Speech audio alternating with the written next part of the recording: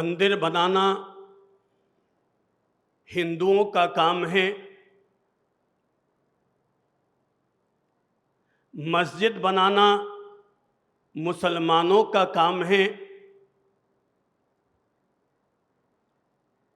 गुरुद्वारा बनाना सिखों का काम है और गिरजाघर बनाना ईसाइयों का काम है। पर इंसान होकर इंसान के काम आना हर इंसान का काम है। अगर किसी की मदद करनी हो तो उसके लिए अच्छा धन होना जरूरी नहीं है। अगर किसी की मदद करनी है तो उसके लिए केवल अच्छा मन होना जरूरी है। दान करने के लिए वर्तमान समय ही सबसे श्रेष्ठ समय है, सबसे श्रेष्ठ मुहूर्त है। जिस समय दान करने का, पुण्य कार्य करने का भाव बन जाए, उसी समय दान के लिए अपना समर्पण कर देना चाहिए, क्योंकि पता नहीं कि आज तो दान का भाव बना है, कल वापस बने या ना बने, ये कोई जरूरी नहीं है। इसलिए जैसे ही भाव बने और अपनी ओर से हमें अपना समर्पण कर देना चाहिए। पंछी अगर नदी में से 4 बूंद पानी पीकर के अगर उड़ जाता है तो नदी के तो कोई फर्क नहीं पड़ता, पर पंछी के जरूर फर्क पड़ जाता है। हम जिस महान परंपरा के संवाहक हैं, उस महान परंपरा में हमारे महान तीर्थंकरों ने प्रव्रज्या और संयम धारण करने से पहले लगातार 1 वर्ष तक एक ही काम किया था, और वो काम था वर्षी दान। वर्षी दान, वर्षी दान अर्थात महान तीर्थंकरों को ये अपने अवधि ज्ञान में पता था कि अगर हमें पहला कोई धर्म कार्य करना चाहिए तो शील का पालन बाद में, तप का अनुसरण बाद में, सबसे पहले हमें अपने आप में दान का प्रथम पगथिया पार कर लेना चाहिए। आज हम इस बात के साथ सरोकार करेंगे कि कौन सा करे दान कि जिससे इंसान हो धनवान। क्या कोई ऐसा भी रास्ता है, क्या कोई ऐसी भी दान करने की शैली है कि जिसके जरिए आदमी अपनी गरीबी को मिटा सकता है और अपने जीवन में अमीरी को हासिल कर सकता है? हर आदमी को यह समझ लेना चाहिए कि दान करने से इंसान का पैसा खत्म नहीं होता। दान करना तो अपने आप में अपने आने वाले कल के लिए इन्वेस्टमेंट करना है। जो आने वाले कल के लिए सुनहरी खेती और फल चाहता है, उन लोगों को आज की तारीख में अपनी ओर से दान और समर्पण कर लेना चाहिए। जो आज जितना इन्वेस्टमेंट करेगा, आने वाले कल में उसके लिए वैसी ही फसलें निकल कर आएंगी।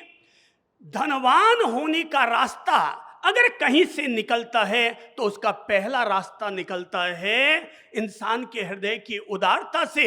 धनवान होने का रास्ता अगर कहीं से निकलता है तो वो निकलता है इंसान के हृदय की दया और करुणा से। धनवान होने का रास्ता अगर कहीं से निकलता है तो वो है इंसान की उदार दान वृत्ति से। जो देगा वही तो लेगा। जिंदगी में किसी को कुछ दिया ही नहीं तो भगवान तुम्हें कहां से देगा? तुम अगर आज गरीब हो तो इसकी वजह भगवान नहीं, हमारा भाग्य नहीं, बल्कि हम आज अगर गरीब हैं तो इसकी वजह यह है कि हमने आज तक कभी किसी को कुछ, खेत में से वही तो निकलेगा जैसा हमने बोया है। अगर हमने बोया ही नहीं तो जाकर के मंदिर जी में भगवान के आगे शिकायत करते हो, भगवान तूने ये नहीं दिया, वो नहीं दिया। भगवान कहते हैं भाई मैं तो जैसा तुम बोते हो उसको 1 लाख दोगे, मैं 10 लाख दूंगा। तुम गरीबों की सुनो, मैं तुम्हारी सुनूंगा। अगर तुम अपनी तरफ से कुछ दोगे तो मैं भी तुम्हें दूंगा। तूने किसी को कुछ दिया ही नहीं तो तुम मुझसे मांगने का हक भी किस रास्ते से पा सकते हो? मां ने मरने से पहले अपने बच्चे से कहा था, मेरे प्यारे बच्चे, मेरे पास तो इलाज के लिए पैसे नहीं थे बेटा, मेरे पास इलाज के लिए पैसे नहीं थे, सो मुझे असमय में मरना पड़ रहा है। पर बेटा तुम पढ़ लिख करके बड़ा आदमी बनना, तुम पढ़ लिख करके बड़ा आदमी बनना, कभी भी किसी के आगे हाथ फैलाकर भीख मांगने का प्रयास मत करना। हमेशा अपनी बाजुओं पर भरोसा रखना और अपने बलबूते संसार में बड़ा आदमी बन करके दिखाना। अगर तुम चाहते हो कि तेरी माँ तुझ पर गर्व करती रहे तो बेटा हमेशा अपने बलबूते अपने आप को आगे बढ़ाते चले जाना। आज हमने गरीबी देखी है, मैं जानती हूं कि गरीबी की पीड़ा क्या होती है, पर बेटा तुम बड़े आदमी बनना, अमीर आदमी बनना और आने वाले कल में तुम भी दुनिया के गरीबों की मदद करके उनकी गरीबी दूर करने में अपनी ओर से सहायता देना। माँ तो ये कहते कहते चल बसी, बेटा अकेला रह गया। बाप तो बचपन में ही चल बसा था। बेटे ने माँ के शब्दों को याद किया। घर में देखा खाने के लिए कुछ नहीं, अगर खाने के लिए कुछ होता तो शायद माँ की मृत्यु ही नहीं होती। गरीबी के कारण माँ मर चुकी थी। बेटे ने मेहनत करने के लिए इधर उधर नौकरी की तलाश की, पर अपरिचित व्यक्ति होने के कारण किसी ने उसको नौकरी भी नहीं दी। 3 दिन का भूखा प्यासा बच्चा आखिर शहर के करीब पहुंचा। अब उससे चला भी नहीं जा रहा। प्यास के मारे गला सूख रहा है और भूख के मारे पेट अंदर पिचक रहा है। उससे रहा न गया। आखिर उसने एक गृहिणी के द्वार पर कदम रखे, घंटी दबाई, अंदर से महिला निकल कर आई और पूछने लगे, कहो बेटा क्या काम है? बोले मम्मी, माताजी बहुत बहुत कहना तो चाहता था भूख लगी है, पर जैसे ही मुंह से निकलने वाला था कि मम्मी माताजी बहुत भूख लगी है, तभी माँ की शब्द याद आ गए और माँ ने कहा था, बेटा भले ही भूखे मर जाना मगर किसी से मांग करके मत खाना। उसने कहा, नहीं माताजी और कुछ नहीं, प्यास बहुत जोर की लगी है, अगर आप एक गिलास पानी मुझे दे दें तो बड़ी मेहरबानी होगी। माता अंदर गई और गृहिणी ने वापस सोचा, अरे ये बच्चा आया तो प्यास के मारे है, पर उसके शरीर की स्थिति को देखकर लग रहा है ये बच्चा भूखा भी है और प्यासा भी है। पिलाया तो पानी क्या पिलाया, अपना तपेला खोला दूध का और उसमें से दूध निकालकर बच्चे को एक गिलास ले जाकर दूध दिया। बच्चे ने जैसे ही दूध देखा अंदर से पुलकित हो उठा, ओह ये माताजी कितनी अच्छी है, मैंने मांगा तो पानी था पर ये मुझे पीने के लिए दूध दे रही हैं। उसने दूध की गिलास ली, गटागट पीता चला गया। जैसे ही दूध की गिलास पी उसके बॉडी में चैन आया, थोड़ी सांस आई, ताकत में ताकत आई। उसने गृहिणी महिला से कहा, माताजी thank you thank you thank you, आपने मेरी जान बचाई, इसके लिए आपको 3 बार धन्यवाद धन्यवाद धन्यवाद। जेब में हाथ डाला पर जेब में पैसे नहीं थे। उसने कहा, माताजी मेरे पास आपको देने के लिए अभी इस समय कोई भी तरह का पैसा नहीं है, मैं क्षमा चाहता हूँ। माताजी ने कहा, बेटा लेना देना क्या करना है, आज तू मुसीबत में था, मैं तेरे काम आ गई, कल अगर कोई और मुसीबत में पड़ा मिल जाए तो तू उसके काम आ जाना। बस यही सबसे बड़ी मेरे लिए सौगात होगी।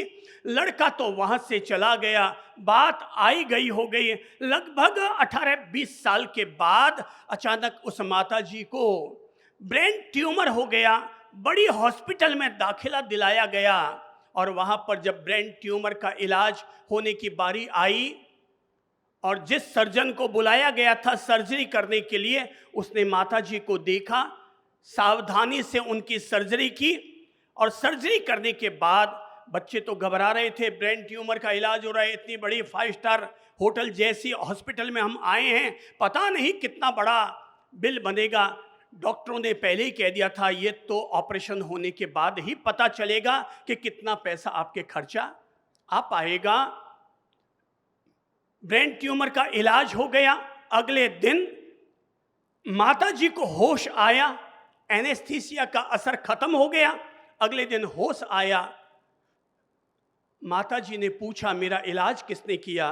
बोले अमुक डॉक्टर ने इलाज किया। माताजी ने हाथ जोड़े और हाथ जोड़कर कहा, जिसने मुझे जिंदगी दी है भगवान उसे भी इसी तरह से जिंदगी देता रहे, भगवान उसे भी इसी तरह से चिरंजीवी बनाया रखे। और माता जी ने उस डॉक्टर को बुलाया, धन्यवाद दिया, कहा बेटा तुझे धन्यवाद, तूने मेरी जान बचाई, इसके लिए तुम्हें धन्यवाद। डॉक्टर ने कहा मैं कौन होता हूं किसी की जान बचाने वाला, मैं तो एक डॉक्टर हूं, मैंने केवल आपकी सेवा की है, जान बचाने का काम तो ऊपर वाला करता है, सबको जान भी वही देता है और इंसान की जान भी वही लेता है, हम तो केवल निमित्त मात्र बनते हैं। 7 दिन बाद जब हॉस्पिटल से छुट्टी मिलने की वेला आई तो माँ जी ने अपनी तरफ से कहा डॉक्टर साहब आपका जो भी बिल बने वो बिल दे दो ताकि मैं उसका भुगतान करवा दूं। बच्चों से कहा बच्चों जितना भी बिल बने पूरा भुगतान करना, दरमोलाई मत करना, अगर तुम्हारे पास पैसे हो तो ठीक है और नहीं तो अलमारी में मेरे सोने के 4 कड़े पड़े हैं तो उनको बेच करके और मेरा भुगतान कर देना। बिल की जब बात आई तो डॉक्टर ने कहा माता जी आप तो घर पधारिए, बिल की चिंता मत कीजिए, बिल का भुगतान हो जाएगा। माता जी को आश्चर्य हुआ, बिना बिल का पेमेंट दिलाए भी डॉक्टर हमें जाने की अनुमति दे रहे हैं। बोले माता जी कोई चिंता नहीं है, बिल विल सब आ जाएगा, आप तो अपने घर पधारिए। और माता जी जब घर पहुंच गए तो डॉक्टर अपनी ओर से बिल लेकर के माता जी के घर पर पहुंचा, हाथ में एक लिफाफा पकड़ाया और लिफाफे में बिल था। माता जी ने लिफाफा खोला बिल का पेमेंट दिलाने के लिए, पर उसमें बिल की बजाय केवल एक चिट्ठी लिखी हुई थी और चिट्ठी में ये लिखा हुआ था माता जी आपने तो अपने बिल का भुगतान 20 साल पहले ही चुका दिया था, वही एक गिलास दूध पीने वाला बच्चा। माता जी चौंक पड़ी, क्या कौन सा बिल कौन सा भुगतान, ये क्या लिख करके दिया है कि आपने तो अपने बिल का भुगतान 20 साल पहले ही एक गिलास दूध पी करके मुझे चुका दिया था। माता जी सोचने लगी कौन सा क्या क्या हुआ, क्या हुआ क्या, अरे मैं तो हमेशा ही इसी तरह से गरीबों की मदद करती रही हूं, पर ये कौन सा बच्चा है। उसने कहा माँ जी याद कीजिए 20 साल पहले एक थका हारा बच्चा आपके मकान के बाहर आया था, आपसे एक गिलास पानी मांगा था, पर आपने उसकी जान बख्शी, उसे पानी की बजाय दूध पिलाया था। माँ जी वो बच्चा कोई और नहीं, मैं डॉक्टर ही वो बच्चा हूं कि जिसने आपसे एक गिलास दूध पिया था। और मैंने तब सोच रखा था कि अगर जिंदगी में कभी मौका पड़ेगा मैं इस माँ जी के काम जरूर आऊंगा।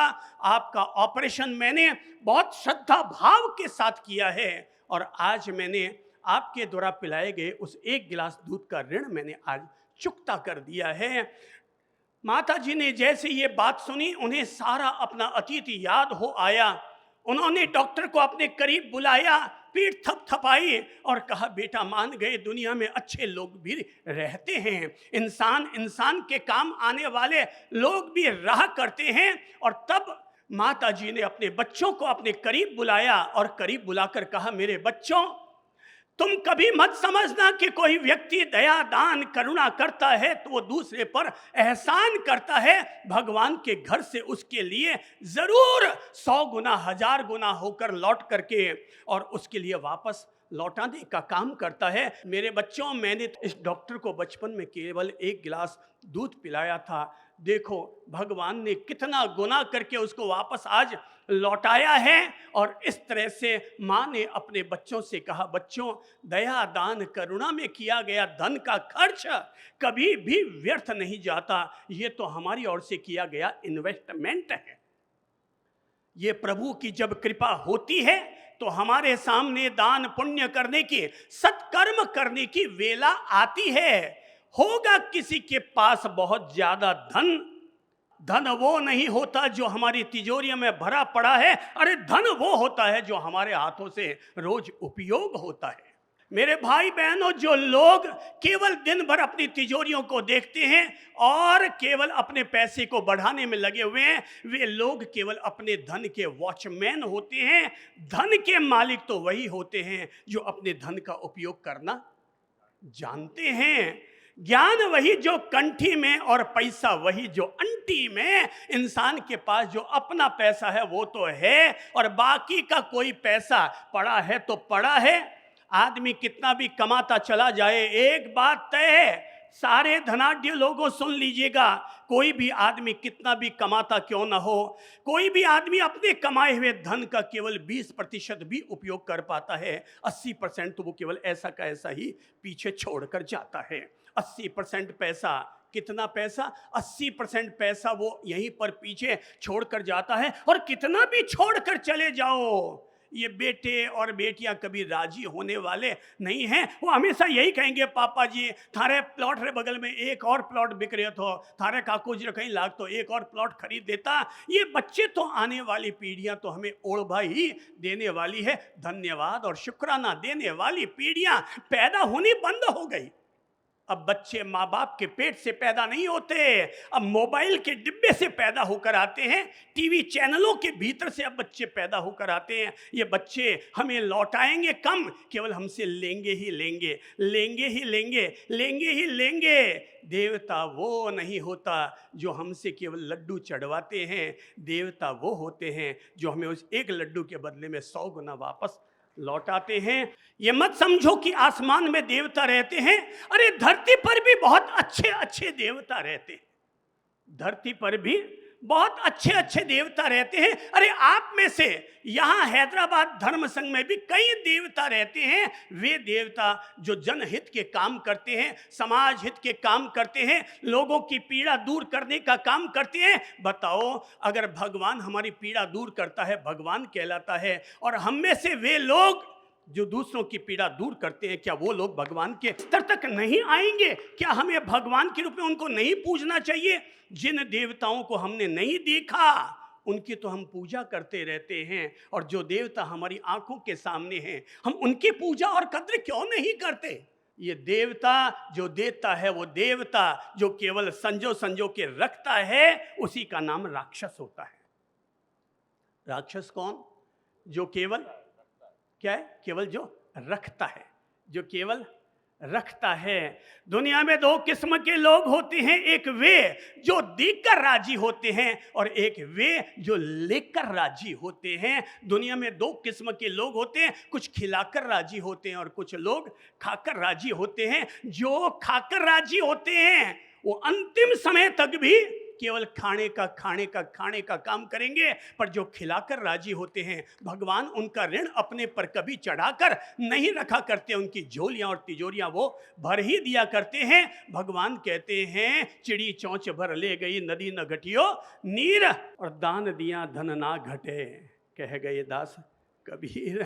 और मेरे भाई, धन देने से, धन का दान करने से, अपनी ओर से समर्पण करने से कभी किसी का धन घटा नहीं है। माना आपने कहीं पर किसी भी हॉस्पिटल के निर्माण के लिए, किसी विद्यालय के निर्माण के लिए, किसी जिनालय के निर्माण के लिए आपने 1 लाख समर्पण किया, खर्चा तो हुआ पर पैसा खत्म नहीं हुआ।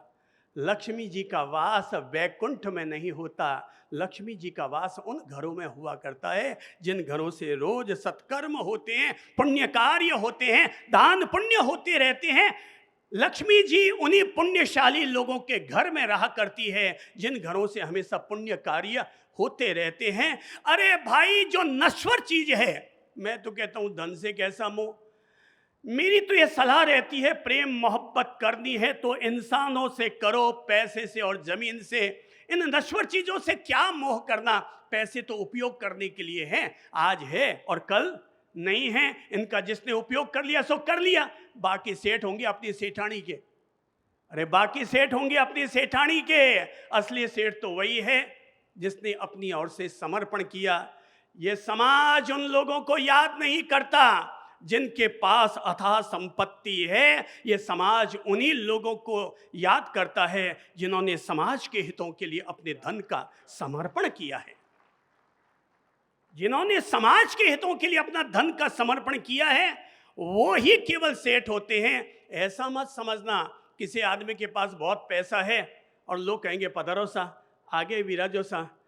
अब आया तो सही, आगे थाने बैठाया भी सही, 1 बार बैठाया, 2 बार बैठाया, और जब सहयोग लेने गया हैं, मारे भाई ने पूछूं, मारे बेटे ने पूछूं, लोग कहीं ओ कंगाल है, हो कहीं को नहीं, रमान कहीं को नहीं। 2-3 बार आपको कोई आगे बैठाने वाला भी नहीं मिलेगा, कोई हाथ जोड़ने वाला भी नहीं मिलेगा। ये समाज उनको याद नहीं करता जिनके पास अथाह संपत्ति है। ये समाज उनको इज्जत देता है जिन्होंने समाज के हितों के लिए अपना जो देना जानते हैं। ये समाज उनको याद करता है। आप प्रार्थना क्या करना चाहेंगे भगवान से? हाथ यूं रखना चाहेंगे कि हाथ यूं करना चाहेंगे? कौन सा है? कौन सा अपन हाथ कौन सा करना चाहेंगे, यूं या यूं? अरे गर्व करो अपने समाज पर, गर्व करो अपने भाई बहनों पर। आप ऐसी कौम में पैदा हुए हैं जो कौम हमेशा देना जानती है। आज अगर भारत का संचालन भी होता है तो सरकारों का संचालन 25% तो केवल आपके द्वारा दिए जाने वाले टैक्स से होता है। इसका मतलब ये हुआ कि अपनी पीठ थपथपाओ कि हम ऐसे समाज में, ऐसे कुल में, ऐसी धर्म परंपरा में हम पैदा हुए हैं जहां के लोग हमेशा क्या है। आज अगर देश में 18,000 गौशालाएं हैं तो अपने आप पर फख्र करो। उनमें से 15,000 गौशालाएं तो केवल एक अकेले आपके समाज के बलबूते पर चलती हैं। चाहे इस समाज का बहुत बड़ा गौरव ये है कि ये समाज चाहे उनके धर्म परंपरा की कोई चीज बने या ना बने, किसी दूसरी की परंपरा की भी अगर कोई चीज बन रही है और वहां पर अगर सहयोग लिया जाता है, इस समाज के लोग उस मंदिर के लिए, उस विद्यालय के लिए, उस अस्पताल के लिए अपनी ओर से हमेशा देने के लिए तैयार रहते हैं। ये समाज ये नहीं देखता कि ये मेरी परंपरा का है या नहीं है, बल्कि ये समाज ये देखता है कि आज मुझे कोई दान देने का अवसर मिला, मुझे मेरे गांव में, मेरे शहर में मुझे कुछ समर्पण करने का अवसर मिला। अवसर क्या मिला? देने से ही तो मेरा धन धन्य होगा, बाकी पड़े रहने से तो केवल उसका अचार ही होना है, केवल उसका अचार होना है। और अचार भी अगर खाओगे नहीं तो उसमें भी केवल फूलन ही पड़नी है, वो कोई काम नहीं आने वाला। धन वही है जो उपयोग होता है। मदद करने के लिए अच्छा धन नहीं चाहिए, मदद करने के लिए अच्छा मन चाहिए। और मन अगर अच्छा है तो आदमी कम है तब भी अपनी ओर से उपयोग करता रहता है। माना हम संत जीवन में हैं, पर यह मत समझना हम संत जीवन में हैं तो केवल फोकट का खाएंगे। जिस तरह से आप लोग दान पुण्य करके अपने आप को सौभाग्यशाली समझते हैं, ऐसे भी हम भी इसी तरह से समाज के हितों के लिए लगातार लगवाते रहते हैं, लगाते रहते हैं। और जितना आप करते हैं हम मानते हैं ये तो पुण्य कार्य है, लगाते रहो, करते रहो। हमारे बाप दादे भी भेड़ा करके मर गए, हम भी भेड़ा करके मर जाएंगे। इसलिए भेड़ा करना लफड़े का काम है। किसी भी ट्रस्ट में अगर पैसा पड़ा है तो मैं कहता हूं ये लफड़े का काम है, भेड़ा मत करो, लगा दो। तुम जिस समाज के मेंबर हो उस समाज का इतना सामर्थ्य है कि वो जब चाहेगा तब अपने लिए इकट्ठा कर लेगा। इस समाज का ये सामर्थ्य है। अरे भाई हम तो ये प्रदूषण आ रहे हैं, बोले साल भर जो लगाना है लगा दिया, प्रदूषण आएंगे हम वापस इकट्ठा कर लेंगे। हमें कहाँ सोचने की बात है।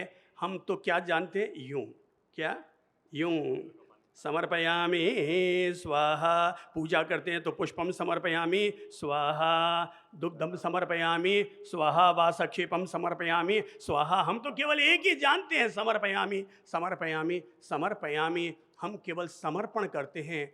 यही वजह है ये छोटी सी आबादी वाला समाज इतनी बड़ी क्षमता रखता है कि इस समाज में, पूरी दुनिया में, पूरे देश में अन्य कौमों के पास जितनी संपन्नता होगी उससे कहीं ज्यादा है। क्योंकि ये लोग क्या करते हैं हमेशा, क्या हाथ आगे बढ़ा कर बोलो, क्या करते हैं हमेशा, लगाते रहते हैं, लगाते रहते हैं, लगाते रहते हैं। जितना अर्जन करते हैं उतना विसर्जन भी करते हैं। इसलिए इनका धन शुद्ध है। इसलिए मैं कहता हूं हमारे पास काला धन नहीं होता।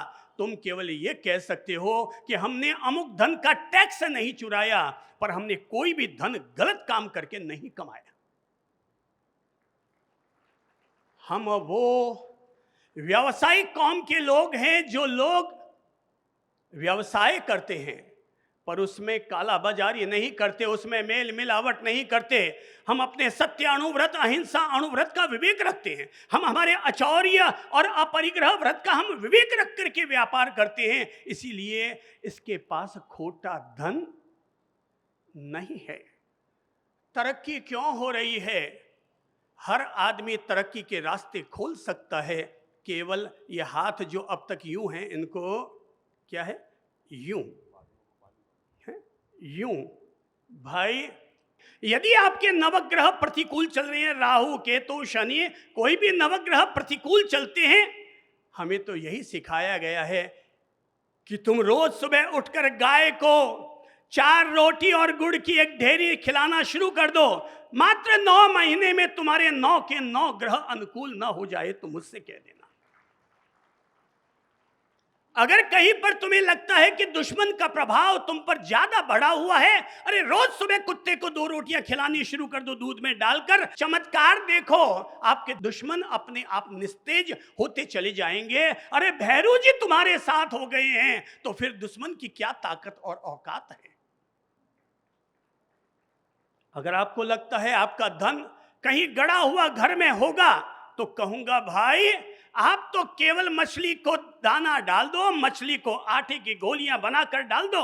अरे चींटी को आटा और चीनी मिला करके डाल दो, आपका गड़ा हुआ धन भी वो ढूंढ कर निकाल कर ले आएंगे। आपको लगता है घर में आर्थिक संकट चल रहा है, आज से ही घर में जाकर घर की छत पर मिट्टी के 2 बर्तन रख देना, एक में दाना और एक में पानी। पंछी आएंगे और आएंगे, 4 दाना खाएंगे, पानी पिएंगे, उड़ जाएंगे। उनके उड़ने के साथ तुम्हारे घर की गरीबी भी उड़ती चली जाएगी, तुम्हारे घर के संकट भी निकलते चले जाएंगे। जिसने भी किया है उसको उसका फल जरूर मिला है, जिसने भी किया है उसको उसका फल जरूर मिला है।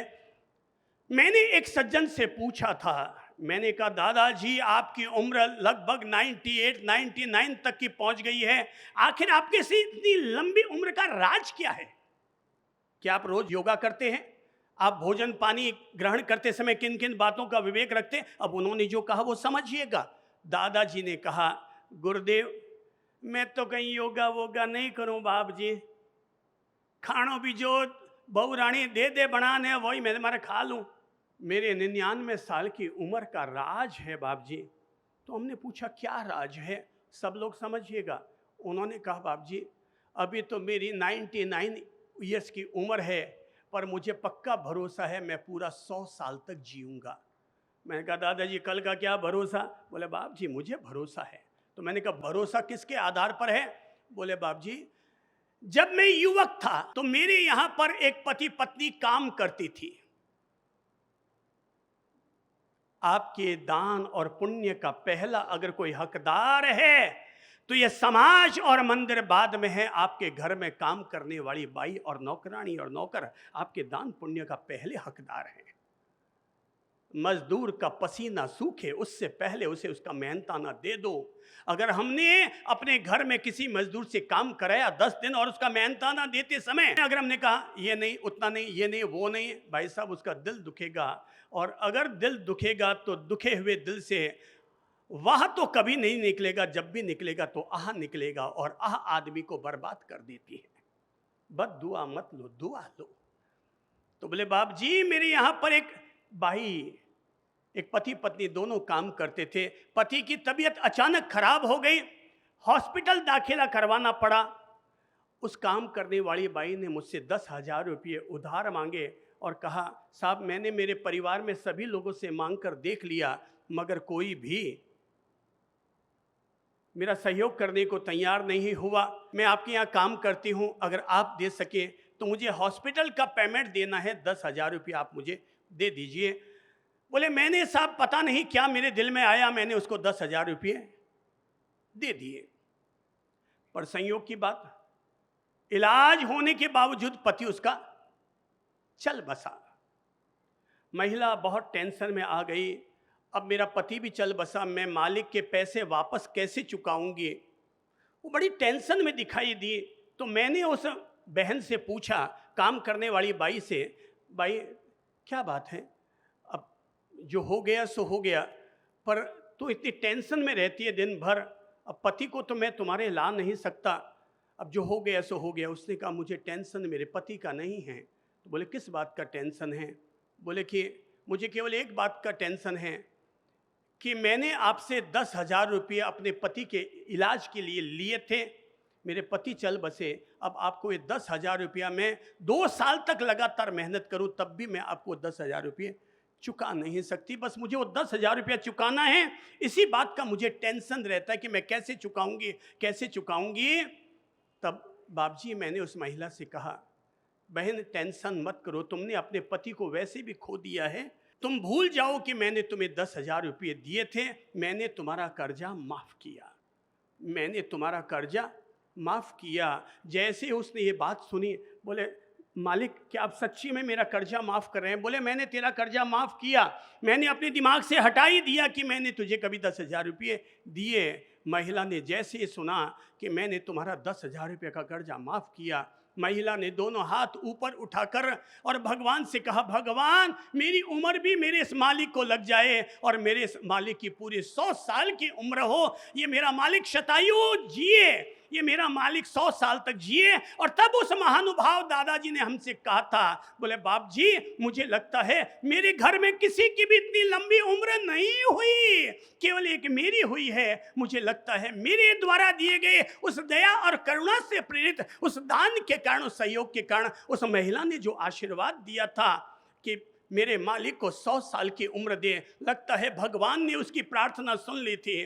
बाप जी आज अगर मैं 99 ईयर्स का हुआ हूँ तो इसमें मेरी भूमिका नहीं, उस महिला के द्वारा दी गई दुआ की बदौलत मुझे ये 100 साल की उम्र प्राप्त हुई है।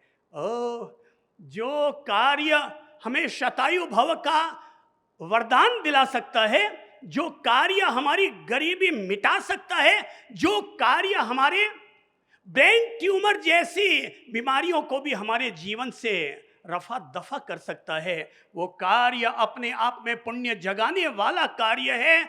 इस दुनिया में लोग ये तो जानते हैं कि अमीर होने के लिए, धनवान होने के लिए हर आदमी को कोई अपने बच्चों को बेहतरीन पढ़ाई करवा रहा है कि भाई वो 99% ला करके पास होने वाला और ऊंची हाई लेवल की पढ़ाई करा रहा है।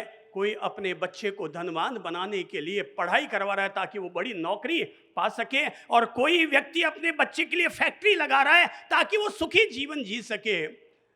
कोई व्यापार कर रहा है, पर मेरे भाई केवल पढ़ लिख कर तैयार होगे तो इंजीनियर बन जाओगे, केवल मेहनत करोगे तो मजदूर और मिस्त्री बन जाओगे। इसके अलावा जो आपके घर में जो ठरके चल रहे हैं ना, सेठाई के, धनाढ्यता के, वो ठरके आपकी मेहनत के कारण नहीं हैं, वो ठरके आपके पढ़े लिखे होने कारण नहीं हैं, वो आपके द्वारा दिए जाने वाले दान दया करुणा से प्रेरित होकर के जो आपके पुण्य अर्जन हो रहे हैं, उस पुण्य के कारण आपके घर में ये ठरके चल रहे हैं। किसके कारण? आज अगर हमारा ये चातुर्मास आपके बीच में हो रहा है ना, हैदराबाद धर्म संघ में, ये आपके लिए क्या है? प्रवचन देना हमारा कोई धंधा नहीं है भाई साहब, प्रवचन देना हमारा कोई व्यापार नहीं है। हम निस्वार्थ भाव से आते हैं, निस्वार्थ भाव से आए और निस्वार्थ भाव से आपके शहर से चले जाएंगे। हमारा अपना कोई स्वार्थ होता ही नहीं है, बस हमारा अपना कोई स्वार्थ नहीं है, इसीलिए परमात्मा हमें इतना बड़ा दम देता है। निस्वार्थ भाव से आप लोगों के बीच में आते हैं, ज्ञान का प्रकाश फैलाते हैं और निस्वार्थ भाव से उठ करके चले जाया करते हैं। अभी तो बहुत कुछ करना बाकी है। सूरज हमें रोशनी देता, हम भी तो कुछ देना सीखें। जो कुछ हमें मिला है प्रभु से, उसे बांटकर खाना सीखे, उसे बांटकर खाना सीखे, उसे बांटकर खाना सीखे। लो हाथ खोलो, जबान खोलो और अपने आप को अंदर से प्रेरित करो। सूरज हमें रोशनी देता, कौन देता है? प्रकृति, पूरी प्रकृति रात दिन केवल देने का काम करती है। और क्या करती है? सूरज हमें रोशनी देता, हम भी तो कुछ देना सीखें। अरे जो कुछ हमें मिला है प्रभु से, उसे बांट कर खाना सीखे, उसे बांट कर खाना सीखे। सूरज हमें रोशनी देता, हम भी तो कुछ देना सीखें। सूरज हमें ये जीवित धर्म का गीत है, कोई चुप नहीं रहेगा। सूरज हमें रोशनी देता, हम भी तो कुछ देना सीखें। सूरज हमें,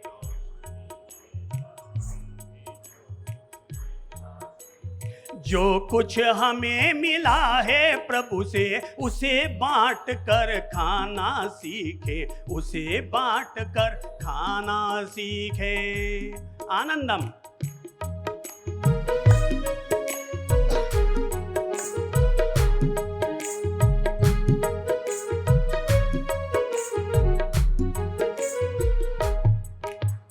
चंदा हमें चांदनी देता। मैं क्यों प्रेरणा दे रहा हूं देने के लिए? अरे मेरे पास तो केवल एक जबान है जिससे मैं कहता हूं दो दो दो। हमेशा देना सीखो। अगर मेरे पास, अरे रावण के 10 सिर थे, 10 जबान थी। मेरे पास अगर 1000 सिर और 1000 जुबान होती, तब भी मैं हजारों के 1000 जबान से एक ही बात कहता कि अगर अपनी गरीबी दूर करनी है और अमीरी का वरदान हासिल करना है तो एक ही काम करो। क्या है? दो दो दो दो। देने का आनंद लो। अरे लेने का आनंद छोड़ो, देने का आनंद लो। जो देने का आनंद लेते हैं वे ही देवता बनते हैं। चंदा हमें चांदनी देता, बादल बरसाते पानी। बोलो चंदा।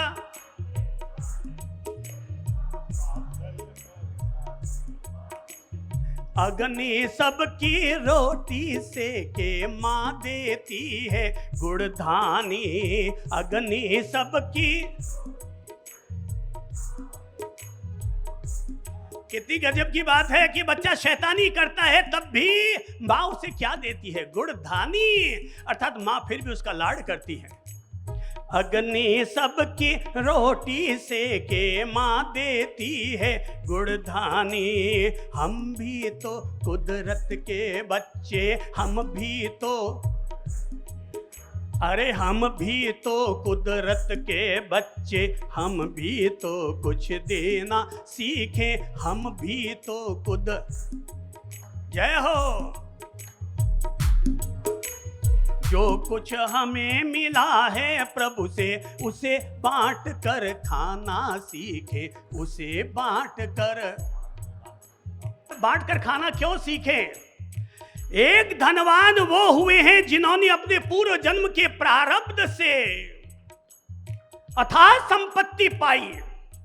पर मैं सम्मान करना चाहूंगा उस महान दानवीर बादशाह बिल गेट्स का, जिसने अपनी दुनिया के सबसे बड़े अमीर आदमी ने अब तक अपनी कमाई गई सारी संपत्ति में से 95% वापस चैरिटी के लिए समर्पण कर दिया। मैं सम्मान करना चाहूंगा अपने ही भारत के जाए भी उस अजीज प्रेम जी के, जिन्होंने अब तक अपने द्वारा कमाई गई संपत्ति में से 60,000 करोड़ रुपए चैरिटी के लिए, भलाई के लिए समर्पण कर दिए।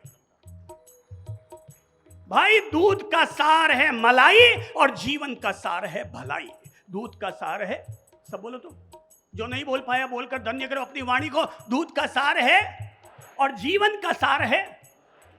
मैं कैसे याद न करूं उस महान उद्योगपति रतन टाटा को, जिनके पिता ने जमशेदजी टाटा से लेकर रतन टाटा तक इस भारत में इतना दान किया कि जब अंग्रेज यहां से गए थे तो फटीचर बनाकर गए थे हमें, पर ऐसे टाटा परिवारों की बदौलत कमजोर लोगों को ऊपर उठाने के लिए जो संबल मिला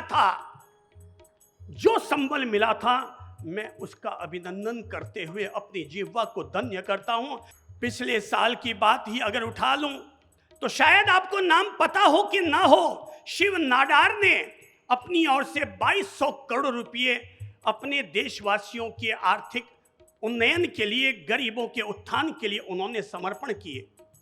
नंदन नीले केनी कि जिन्होंने पिछले साल 1000 से ज्यादा करोड़ रुपए समर्पण किए। मैं सम्मान देना चाहूंगा आपके ही समाज के, अपने समाज के गरिमापूर्ण व्यक्तित्व गौतम अडानी, जिसकी औकात 50 साल पहले कुछ नहीं थी, पर उसने दुनिया को यह दिखा दिया है कि हम लोग किस तरह से व्यापार करते हुए अपने आप को बढ़ा सकते हैं। 15 साल पहले जिस आदमी का कोई नाम नहीं जानता था, आज पूरे भारत का वो आदमी सिरमौर बना हुआ है। और गौतम अडानी ने पिछले साल ही ये घोषणा की है कि वो इस एक साल में 7,000 करोड़ रुपए अपने देशवासियों के उत्थान के लिए समर्पण करेंगे। मेरे भाई, मैं ऐसे ऐसे सम्माननीय लोगों को कैसे भूल जाऊं कि जिन्होंने इतना समर्पण किया।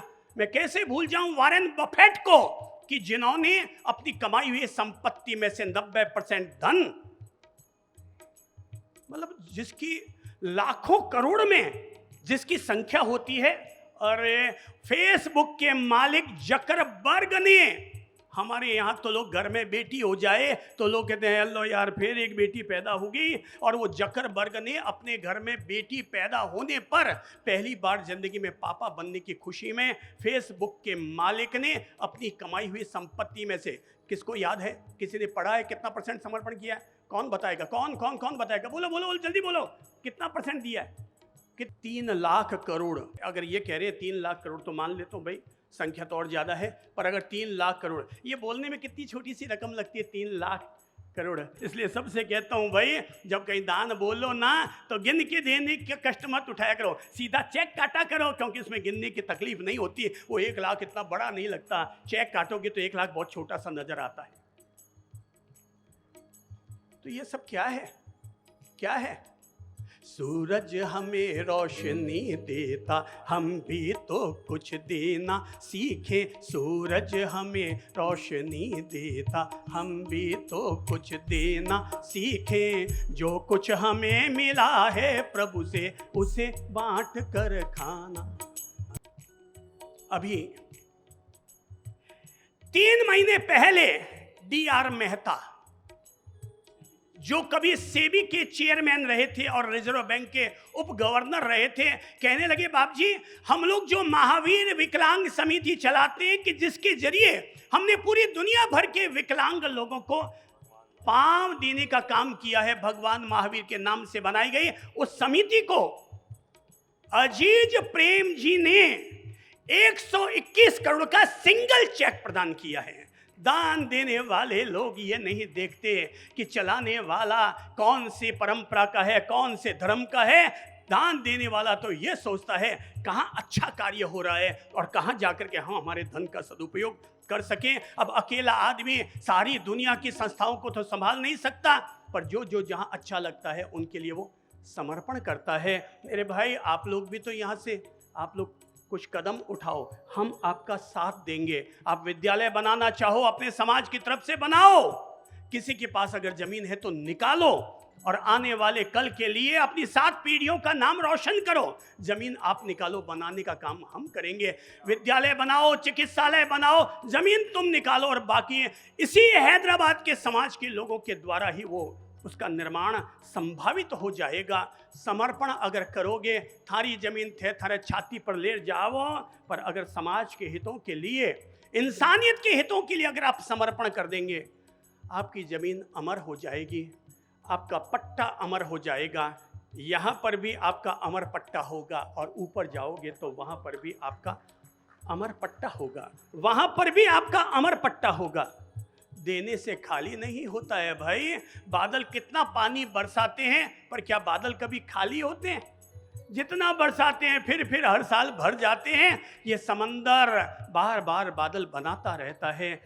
समंदर का पानी खारा होता है, पर देने का काम करता है तो बादलों तक पहुँचते पहुँचते वही पानी मीठा हो जाता है। और जो आदमी देने का काम करता है उसकी धन की शुद्धि हो जाती है, उसका धन सार्थक हो जाता है।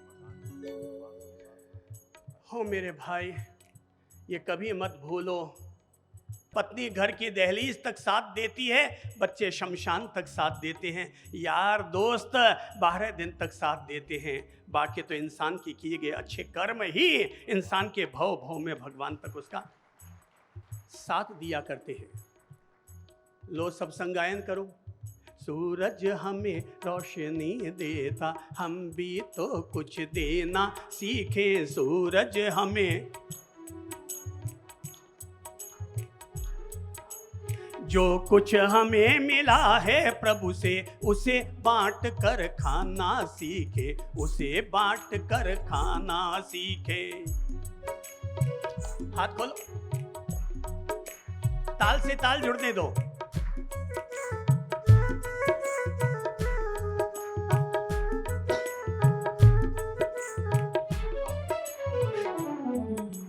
सरवर सबकी प्यास बुझाता, प्रकृति के हर तत्व अपने आप में देने का काम करते हैं। सरवर सबकी प्यास बुझाता, तरवर देते हैं छाया। हाँ, सरवर सबकी। जहर पी गए खुद शिव शंकर, अमृत जग को लौटाया। जहर पी गए, देवना सही मानव बनकर, देवना सही मानव बनकर दुनिया को कुछ देना सीखे। देवना सही मानव बनकर दुनिया को कुछ, जो कुछ, दोनों हाथ ऊपर उठाकर बोलो, जो कुछ हमें मिला है प्रभु से उसे बांट कर खाना सीखे, उसे बांट कर खाना सीखे। जय हो। जो अनपढ़ है उन्हें पढ़ाएं, करें क्या? मेरा मानना है कि केवल पत्थरों पर ही खर्चा मत करते रहो। मंदिर और महाराजों को दान दे दे करके खूब करोड़पति बना दिया उनको। अब तो करना है तो भूखों को भोजन कराओ, अनपढ़ों को ज्ञान दिलाओ। ये जीवित धर्म है भाई। जो अनपढ़ है उन्हें पढ़ाएं, जो अनपढ़ है उन्हें पढ़ाएं, भूखों को भोजन देवे। हाँ, जो अनपढ़ है। मुझे लगता है आपकी आवाज में और दम पैदा होना बाकी है। अरे कम से कम जबान से ही देने के भाव लाकर के अपनी जीवा को धन्य करो। जो अनपढ़ है उन्हें पढ़ाएं, भूखों को भोजन देवे। हाँ, जो अनपढ़ है। सड़कों पर रहने वालों को रहने को छप्पर देवे। सड़कों पर रहने, अंधे बहरे गूंगों को हम, अंधे बहरे, अरे अंधे बहरे गूंगों को हम, अंधे बहरे गूंगों को हम नया सवेरा देना सीखे। अंधे बहरे गूंगों को हम नया सवेरा देना सीखे। हमने देश भर में कितनी जगह पर प्रभु प्रसादम और महावीर रोटी के नाम पर अन्नशालाएं खुलवा रखी। अगर ये लोक कल्याणकारी समिति वाले अथवा यहाँ के मंडल वाले कोई भी तैयार हो जाए तो अपन हैदराबाद में भी प्रभु प्रसादम और महावीर रोटी की व्यवस्था कर सकते हैं, ताकि भूखों को कम से कम भोजन देने वाला ये समाज बने। देखो, मन तैयार करो। अगर आप लोगों का मन तैयार हो जाता तो मन तैयार करो, बाकी सारी जवाबदारियां हम पर छोड़ दो। तो हमने तो पता नहीं कितने कितने सेवा कार्य चला रखे हैं। कितनी जगह पर हम लोगों ने नेत्रहीन विद्यालय चलाने के लिए उनकी जवाबदारी ले रखी है। हमने कितनी जगह पर मूक बधिर गूंगे बच्चों के लिए हमने उनकी जवाबदारियां अपने कंधे पर ले रखी है। और परमात्मा की कृपा से सब जगह प्रबंधन हो जाता है। और हर जगह जब भी कहते हैं भाई साहब कुछ भिजवाना है, बोले बाप जी आपके आशीर्वाद से सारे काम पूरे हो जा रहे हैं। अंधे बहरे गूंगों को हम नया सवेरा देना सीखे। अंधे बहरे गूंगों को हम नया सवेरा देना सीखे। जो कुछ हमें मिला है प्रभु से उसे बांट कर खाना सीखे, उसे बांट कर खाना सीखे। जय हो। जगाओ अपने आप को।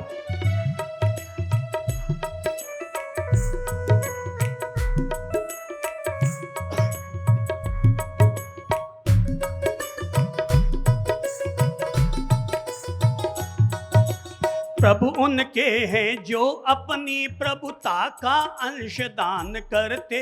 प्रभु किसके? प्रभु उनके हैं जो अपनी प्रभुता का अंश दान करते। बोलो प्रभु उनके हैं जो अपनी। चंद्र उन्हीं से प्यार करे जो औरों के आंसू पीते। चंद्र उन्हीं से प्यार करे जो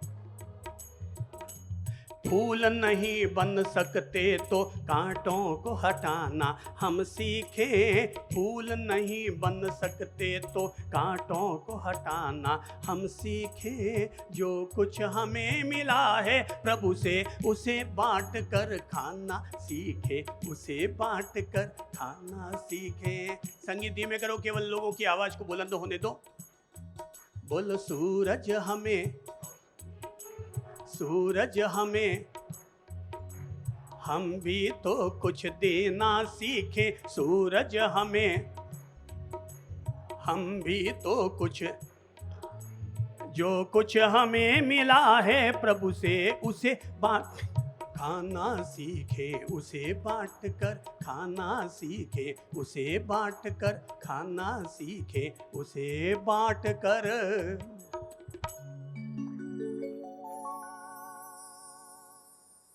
अन्नदान करो भाई, अन्नदान करो। भूखे को खाना खिलाओ, प्यासे को पानी पिलाओ। अन्नदान करने वाला व्यक्ति अन्न पुण्य प्राप्त करता है। अलग अलग तरह के पुण्य प्राप्त करो। अन्न पुण्य, पहला पुण्य कौन सा है? सब बोलो तो। अन्न पुण्य। दूसरा पुण्य है वस्त्र पुण्य। दूसरा पुण्य कौन सा है?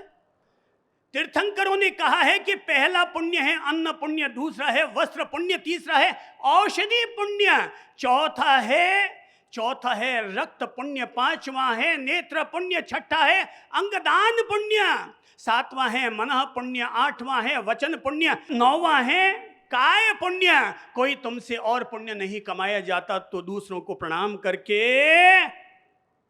नमस्कार कर लो, तो ये भी अपने आप में हो गया नमस्कार पुण्य। अन्न दान कर सको तो अच्छा है। वस्त्र दान करो, अन्न दान करो, वस्त्र दान करो, नेत्र दान करो, रक्त दान करो, औषधि दान करो, विद्या दान करो, ज्ञान दान करो, अभय दान करो। और कोई दान अगर नहीं होता तो किसी से गलती हो गई तो उसको माफ करने का क्षमा दान तो कर ही लो। अगर कोई दान नहीं होता तो क्षमा दान कर लो। जिंदगी में जो एक भी पुण्य नहीं कमा पाया, कम से कम मरने के बाद ही सही, मरने से पहले अपने बच्चों को कह दो, भाई मैं मर जाऊं तो मेरे मरने के बाद मेरे नेत्र दान जरूर करवा देना। जो व्यक्ति मरने के बाद ही सही या एक पुण्य करके भी मर गया, जिसने इस जन्म में अपने नेत्र दान किए, उसके आने वाले 100 जन्मों तक तो कम से कम नेत्रों की व्यवस्था भगवान ने अपने आप कर ही डाली है। भाई कभी एक जमाना था कि जब लोग रक्तपात करते थे। ये हमारा महान युग आया है जब लोग रक्तपात नहीं करते बल्कि दूसरों की जान बचाने के लिए अपना रक्त दान करते हैं। ये हमारे युग की बहुत बड़ी उपलब्धि है। अब तक तो केवल लोग दूसरों की आंखें फोड़ने का काम करते रहे। ये हमारा महान तकनीकी युग आया है, वैज्ञानिक युग, जब लोग अपना नेत्र दान करते हैं। नेत्रहीन लोगों को वो अपना नेत्र दे करके उन्हें दुनिया को देखने का उजाला देते हैं। आज आपके घर में दवाइयां हैं, मैं कहूंगा उसकी चिंता मत करो, ले जा करके किसी भी अस्पताल में समर्पण कर दो। आपकी दवाइयां दूसरे जरूरतमंद गरीबों के लिए काम आती रहेंगी। आप अगर पढ़े लिखे हैं तो मैं कहूंगा ज्ञान दान करो, विद्या दान करो। सारी बहनें घर में केवल चूल्हा फूंकने का और गैस पर खाना बनाने का काम करती है। मैं कहूंगा आप अपने अड़ोस पड़ोस के बच्चों को अपने घर में इकट्ठा कर लिया करो। 10 बच्चे इकट्ठे हुए और आप उनको रोजाना 1 घंटा 2 घंटा पढ़ाने का काम करो। ज्ञान दान करो, विद्या दान करो। कम से कम अपने घर में काम करने वाली बाई के तो दे दो भाई। तेरे बच्चों की जो भी पढ़ाई का खर्चा आए हम देंगे भाई, हम देंगे। आपको लगता है आप समर्थ हैं और आपका छोटा भाई या बड़ा भाई कमजोर है, तो फिर कहूंगा आपके दान का पहला अधिकारी समाज नहीं, कोई संत महात्मा नहीं। आपके दान का पहला अधिकारी, आपके सहयोग का पहला अधिकारी आपका अपना सगा भाई है।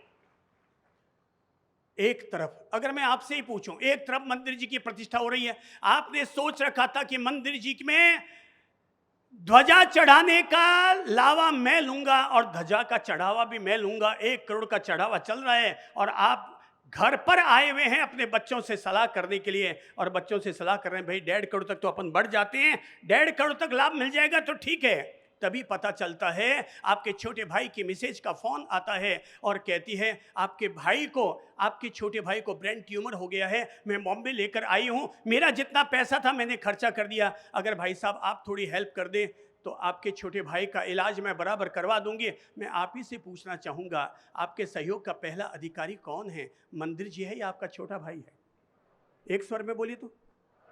विद्या दान करो, ज्ञान दान करो, औषधि दान करो, वस्त्र दान करो। बहनों, आपको अगर साड़ियाँ खरीदनी है खूब खरीदो ना, कौन मना करता है। मैं वो अपरिग्रह धर्म का समर्थक संत हूँ जो सबको प्रेरणा देता हूँ, हर साल नई ड्रेसें खरीदो और हर साल परिग्रह का विसर्जन करो। सभी लोगों को समझ में आ रही? 31 दिसंबर हुआ, इस साल का पुराना कपड़ा सब निकाल करके बाहर निकाल दो और 1 जनवरी को वापस 12 ड्रेसें अपने लिए टिप एंड टॉप खरीद कर ले आओ। 12 कपड़े लेकर आए, खरीदिए और पुराने 12 ड्रेसों को निकाल दिए और अपने यहाँ काम करने वाले जो भाई सबको एक एक ड्रेस, एक एक साड़ी गिफ्ट दे दो। आपकी साड़ी कौन, आप रोज जो बदल बदल कर आते हैं, किसी को फुर्सत नहीं है आपकी ये रोज रोज नई साड़ियाँ देखने की। किसको फुर्सत है? थारा कपड़ा पहरोड़ा है बस इतना घना। अब किसको फुर्सत है काले थे हरी पैरी की, लाल पैरी की, पिंक पैरी थई थारे देख पैर पैर ने राजी हूँ तरह आज पिंक है, काले पीली है। आजकल ब्याह शादियों में कई ऐसे समझदार लोग होते हैं जो सुबह अलग साड़ी पहनते हैं, पता नहीं एक दिन की शादी में जाते हैं 2-2 सूट केस से भर के ले जाते हैं और कहते हैं साहब सुबह अलग कपड़ा पहनना पड़े, दोपहर में अलग पहनना पड़े, शाम रा अलग, रात रा अलग। फोटो खींचे लोग बोले अले आ तो दोपहर में थारा साड़ी पहने नहीं, आके पाछी पहनने आएगी। तो पता नहीं लोगों ने कैसे कैसे ये अपरिग्रह धर्म का पालन करने की बजाय हमने अपरिग्रह धर्म का सम्मान करना भी बंद कर दिया। घना कपड़ा पैरोड़ा नहीं, घना कपड़ा भेड़ा करोला तो मरने काकरोच बढ़ने थारे घर में पैदा हुआ और मैं दीमक बढ़ने पाछा थे भी कपड़ा नहीं खाओला। इन वास्ते कहीं करना फिर कहूँगा प्रेम मोहब्बत करनी है तो इंसानों से करो, निर्जीव वस्तुओं से, जड़ वस्तुओं से क्या प्रेम और मोहब्बत करना है। ये तो उपयोग करने के लिए उपयोग करते रहो, फाड़ते रहो और फेंकते रहो। इन निर्जीव चीज़ों का, जड़ वस्तुओं का क्या वामोह। वो के मारे जूता गया पर गेल नहीं छुट्टी यार, गया पर थारे नई चप्पल आई है। मैं तो कहूँ रोज भगवान ने जरा प्रार्थना करिए अगर भगवान आज कोई ना कोई मारो साधन भाई हमारी चप्पल ले जावे। नई पुरानी जाई जड़ी तो नहीं आई, और पुरानी जाई तो सन्नी रो पापो कटी अपने आप, और अपने घर में माने तो सूर्य और चंद्रमा अपने आप राजी होने आवता रहे। मेरे प्यारे भाई बहनों, अन्नदान करो, भूखे को खाना खिलाओ, प्यासे को पानी पिलाओ। कोई भूखा आ गया, मैं तो कहता हूँ रोज ही अगर आप निकाल सकते हो तो अपनी कमाई में से 5% धन किसके लिए? चैरिटी के लिए। अरे लोग तो 99% निकालते हैं। अपन उस समाज के अनुयायी हैं जो समाज के लोग केवल देना जानते हैं। हम भी अपनी कमाई में से कितना %? 5। आपको लगता है 5 ज़्यादा लग रहा है तो कितना %? कितना %? अरे भाई जी एक दिन चक्को पंचर हो जावेला नहीं तो 99% 18 धरिया रह जावेला। जी कहते 1% लगाला वो थारे साथ जावेला, बाकी 99 तो 18 तो करना क्या है? 1%, 2%, 5%। ये तो खुद अपना मन तैयार करो ना भाई। मुझे करना है तो मैं मेरा मन तैयार करूं, आपको करना है तो आप अपना तैयार करो कि मैं मेरी कमाई में से। भाई मैं तो कहूँगा जिनको लगता है धंधा नहीं चलता है ना, जिनको लगता है धंधा नहीं चलता वो आज ही घर जाकर के जिस परमात्मा के जिस स्वरूप से वो प्रेम करते हैं उसको अपना पार्टनर बना ले और उनके नाम पर धन निकाल करके चैरिटी के लिए समर्पण करना शुरू कर दे। तुम्हारा भाग्य साथ नहीं दे रहा तो क्या वो उस भगवान का भाग्य तो तुम्हारा साथ देगा? भाई हमारा भाग्य साथ नहीं दे रहा है, पर हमने जिसको अपना पार्टनर बना लिया उसका भाग्य तो हमारा साथ देगा ही देगा। हम उसके नाम से निकालेंगे और अपनी ओर से चैरिटी का काम करेंगे। जिनके भी धंधे फैक्ट्रियां नहीं चल रही आज से ही, अब वापस 50% चाहते हो तो 5% निकालो, 20% चाहते हो तो 2% निकालो, 10% लाभ चाहते हो तो 1% निकालो, और कुछ नहीं चाहते तो कुछ मत निकालो। भाई अगर किसको पार्टनर बनाओ? हाथ ऊपर उठाकर बोलो तो किसको? ये नाकोड़ा बैरू जी के नाम पर, ये नाकोड़ा बैरू जी आप जाते हैं वहां पर गड्डियों की गड्डियां निकलती है। किन लोगों ने काम किया? ये उन लोगों ने काम किया जिनका धंधा नहीं चलता था। उन्होंने नाकोड़ा बैरू जी को अपना पार्टनर बनाया और पार्टनर बनाते ही उनके धंधे में भाई फायदा हुआ, तभी तो गड्डियां लाला करके लोग रख रहे हैं। ये सांवरिया सेठ, जिनके यहाँ पर लोग सांवरिया सेठ के नाम की यूं गड्डियां निकलती है, यूं गड्डियां गुल्लक में से निकलती है। किसने बनाया पार्टनर? जिनका धंधा नहीं चलता था उन्होंने। जिनका धंधा चलता था उनको तो भगवान को याद करने की जरूरत ही नहीं है। जिनका धंधा नहीं चलता, जो चौपट है, वही तो ऊपर वाले को याद करेंगे। और याद किया, पार्टनर बनाया, और फायदा क्या हुआ? ये जो गड्डियां निकलती है ना, बोले वहां पर तिरुपति जी में इतने 1000 करोड़ निकले। भाई साहब, पार्टनर बना कर तो देखो, जहां तेरा भाग्य काम नहीं करता वहां ऊपर वाले का भाग्य साथ में जोड़ लो। मैं कहूँगा अन्नदान करो, भूखे को खाना खिलाओ। आपका जन्मदिन है तो अपना जन्मदिन किसी होटल में जाकर के 20 दोस्तों को बुलाकर और 27,000 का बिल बनाने की बजाय किसी अनाथालय में जाओ और वहाँ जाकर के उन बेसहारा लोगों के बीच में जाकर अपना जन्मदिन मनाकर तो देखो। आपने अपने दोस्तों को केक खिलाया, वो साले उठा कर लाएंगे और आपके मुंह पर दे मारेंगे और मुंह पूरा खराब कर देंगे। उन अनाथों के बीच में जाओ, वो आपके लिए इतनी दुआ करेंगे भगवान से, इतनी दुआ करेंगे, इतनी दुआ करेंगे। जब रतन टाटा जी ने सबसे पहली बार, प्रथम बार जब अपनी ओर से मतलब उन्होंने 350 विकलांगों को चेयर दी, 350 विकलांगों को चेयर दी, ध्यान से समझिएगा। तो 350 व्हील चेयर उनके दोस्त ने व्यवस्था की। बोले आज रतन टाटा का जन्मदिन है, मैं एक अच्छा काम करवाता हूँ। तो अब भाई अमीरों को तो अमीर लोग ही तो दोस्त मिलते हैं। उसने 350 व्हील चेयर मंगवाई, 350 गरीब अनाथ जरूरतमंद बच्चों को, विकलांग बच्चों को बुलाया और रतन टाटा के हाथ से एक एक व्हील चेयर दिलाने लग गया। जहाँ से रतन टाटा के भीतर दान देने की भावना पैदा हुई। ये पहली घटना बता रहा हूँ आपको। और तब रतन टाटा ने एक एक को व्हील चेयर दिए और तब उसमें से सब बच्चे आए। उस दोस्त ने कहा कि एक सबका सामूहिक फ़ोटो हो जाए। रतन टाटा ने सामूहिक फ़ोटो खिंचवाया। उस समय एक बच्ची, विकलांग बच्ची रतन टाटा के पास सरकते सरकते आई और उनके पाँव के पास आकर उनके पाँवों को पकड़ा और अपना मुंह करके रतन टाटा के चेहरे को देखने लगी। रतन टाटा के चेहरे को देखने लगी तो रतन टाटा ने पूछा, तुम्हें कुछ और भी चाहिए बेटा? तो बच्ची ने कहा, नहीं अंकल, मुझे कुछ और नहीं चाहिए, मैं केवल आपका चेहरा इसलिए ध्यान से देखना चाहती हूँ ताकि जब मैं सुबह रोज़ भगवान की प्रार्थना करूँ तो आपको भी याद करके मैं धन्यवाद देना न भूलूँ। भगवान से कह सकूं कि भगवान इतने महान लोगों को तुम बरकत जरूर देना जो हम जैसे पाँवहीन लोगों के लिए भी इतनी उदारता रखते हैं, इतनी दया रखते हैं, इतनी करुणा रखते हैं। मेरे भाई बहनों, मैं ये कहना चाहूँगा, अनुरोध करना चाहूँगा, भूखे को क्या खिलाओ? खाना खिलाओ। ध्यान रखिएगा, ध्यान रखिएगा, अगर हाथ से पत्थर फेंकोगे तो 100 फीट तक जाकर गिरेगा। बंदूक से गोली दागोगे तो 1000 फुट तक जाकर गिरेगी। तोप से गोला दागेंगे तो 5000 फुट तक पहुंचेगा। पर अगर किसी भूखे को खाना खिलाएंगे तो ठेठ भगवान तक पहुंचेगा। अगर किसी भूखे को खाना खिलाएंगे तो ठेठ भगवान तक वो पहुंचेगा। मंदिर बनाना हिंदुओं का काम है, मस्जिद बनाना मुसलमानों का काम है, गिरजा बनाना ईसाइयों का काम है, गुरुद्वारा बनाना सिखों का काम है, पर इंसान होकर इंसान के काम आना हर इंसान का काम है, हर इंसान का काम है, हर इंसान का काम है। मैं तो लोगों को अमीर होने के भी राज इसलिए बताता हूँ क्योंकि मेरा मानना है कि समाज में गरीब को कोई नहीं पूछता। गरीबी गुनाह है, गरीबी अभिशाप है। समाज में अमीरायत पूछी जाती है, धनवान लोग पूछे जाते हैं। तो समाज का हर व्यक्ति धनवान बने ना, समाज का हर व्यक्ति धनवान बने। आपको अगर संयम भी अंगीकार करना है प्रभु महावीर की तरह, पहले धनवान बनो और उसके बाद संयम अपनाओ, तो आपके संयम और त्याग की भी महिमा गाई जाएगी। वरना फोगटियों को कोई नहीं पूछता है। चाहे महाराज बनो और चाहे समाज में रहो, फोगटियों को कोई नहीं पूछता।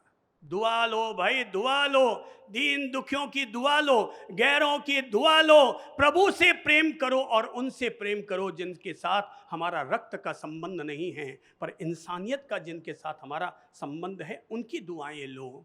छोटी सी कहानी कहकर अब अपनी बात पूरी करूंगा। और कहानी इतनी सी है, भले कहानी पुरानी है पर कहानी बड़ी प्रेरणादायी है। राजा ने अपनी तरफ से घोषणा की थी कि मेरे बच्चे का जन्मदिन आ रहा है 3 दिन के बाद में, और जो कोई भी मेरे बच्चे के जन्मदिन पर शामिल होना चाहता है, मैं समस्त नगरवासियों को अपने बच्चे के जन्मदिन पर न्योता देता हूं, आओ और उस दिन भोजन भी मेरे यहीं पर करो। और अगर कोई मेरे बच्चे के लिए गिफ्ट लाना चाहता है तो मेरे बच्चे के लिए गिफ्ट भी ला सकता है। अब भाई, राजा की बेटी के लिए गिफ्ट ले जानी हो, कलेक्टर मर जाए ना तो कोई नहीं जाता, पर कलेक्टर का कुत्ता मर जाए तो सारा शहर पहुंच जाता है, क्योंकि वो लोग कलेक्टर को अपना चेहरा दिखाना चाहते हैं। अब राजा का बेटे का जन्मदिन, तो राजा को दिखाने के लिए कोई चांदी का झुनझुनिया बना रहा है, कोई पालना बना रहा है, कोई मोती का छमछमिया बना रहा है, कोई उसमें हीरे और सोने के माणक मोती डाल करके और झुनझुनिया बना रहा है। सब नगर के लोग अलग अलग तरह से राजा के पास उसके बेटे को देने के लिए लेकर आए हैं। एक किसान ने भी सुना इस तरह से राजा अपने बेटे का जन्मदिन मना रहा है। उसने अपनी धनियाणी से कहा, अरे भाई भगवान, राजा के पास चला जाता हूँ, सुना है राजा बहुत सुंदर है, राजमाता तो बेहद सुंदर है, और मैंने सुना है कि इस बहाने जाऊंगा, जन्मदिन है तो राजमाता को भी देखाऊंगा, राजकुमार को भी देखाऊंगा, इतना सुंदर महल बनाया हुआ है तो महल का भी आनंद ले आऊंगा, तू भी मुझे कुछ गिफ्ट दे दे, राजा के यहाँ चला जाऊं। धनियाणी ने कहा, अपन गरीब किसान, अपने यहाँ क्या मिलेगा? बोले ढूंढ ढूंढ कुछ मिल जाए। उसने इधर उधर देखा और तो कुछ मिला नहीं, पीपे में आटा मिला। बोले और कुछ नहीं है, तुम कहो तो पीपे में आटा उसकी रोटियां बना के दे दो। बोले वही दे दे भाई, भगवान तो वही दे दे। और रोटियां बनाई, रोटियां बना करके अंगोछे में डाली और किसान रवाना हो गया।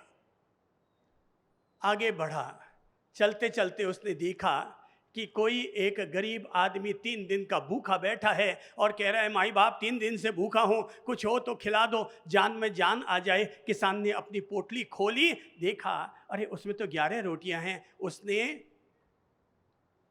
उसने क्या किया, 4 रोटी भूखे आदमी को खिला दी, 1 गिलास पानी पिला दिया। भूखे ने कहा, वाह भाई वाह, आनंद आ गया भाई, जान में जान आ गई, भगवान तेरा। किसी को खिलाएंगे तो वापस क्या मिलता है? जवान से हाथ ऊपर उठाकर बोले, क्या कहते हैं? भगवान तेरा भला करे। किसान ने कहा, भाई इन रोटियों पर अधिकार मेरा नहीं है, राजकुमार का है। अगर तुम्हें दुआ करनी है तो उस महल की तरफ हाथ बढ़ाओ और राजकुमार के लिए दुआ करो कि भगवान राजकुमार का भला करे। अब भूखे को उसका क्या लगता है, तुम जिसके लिए कहो उसके लिए दुआ कर देगा। उसने कह दिया राजकुमार का भगवान भला करे। किसान आगे बढ़ा, गांव के करीब पहुंचा, नगर के करीब पहुंचा, देखा कि एक गाय और बछड़ा, ग्वाला पूरा दूध निकाल के ले गया, बछड़ा बार बार आंचल में मुंह मार रहा है कि दूध पीने को मिल जाए, पर दूध तो सारा दूध के निकाल के ले गया। उसे दया आ गई, उसने 2 रोटी गाय को दी और 2 रोटी किसको दी? बोलो सब, गूंगे मत बनो, किसको दी? बछड़े को दी। 4 रोटी फिर खाई, और जैसे ही गाय ने 2 रोटी खाई, गाय ने क्या किया,